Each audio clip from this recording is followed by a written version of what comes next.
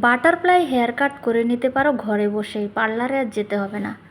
প্রথমে চুলগুলোকে ইয়ার টু ইয়ার মানে দু কানের দুপাশ থেকে ক্রাউন এরিয়া পর্যন্ত চুলগুলোকে পেছনের দিকে সামনের দিকে সমানভাবে ভাগ করে নেবে। আর পেছনের চুলগুলোকে ভালো করে বেঁধে নেবে। পেছনের চুলগুলো তোমার লেন্থ অনুযায়ী তুমি প্রথমেই কেটে ফেলবে, পিছনেরগুলো এত কাটতে হবে না। এবার সামনের চুলগুলোকে ভালো করে এরকম করে বেঁধে নেবে, ঠিক আমি যেরকমটা করেছি। এবার তুমি তোমার লেন্থ অনুযায়ী একটু কেটে নেবে, একটু শর্ট করেই কাটবে যাতে লেয়ারগুলো ভালোভাবে দেখা যায়। আমি যে প্রসিজার দেখাচ্ছি ঠিক এই প্রসিজারে তোমরা কেটে নেবে, ঠিক আছে। আমার চ্যানেলে তোমরা ফুল ভিডিও পেয়ে যাবে, গিয়ে তোমরা দেখে আসতে পারো। পেছনের চুলগুলো থেকে সামনের চুলগুলো যখন কাটবে তখন একটু শর্ট করেই কাটবে, ঠিক আছে। দেখো কত সুন্দর একটা লেয়ার চলে এসেছে। তো চুলগুলো যদি সেট করা হয় তখন কিন্তু আরও খুব সুন্দর লেয়ারগুলো দেখা যাবে, শো হবে। আমি তো সেট করিনি, ব্লো ড্রাই করিনি, তাই এরকম দেখাচ্ছে।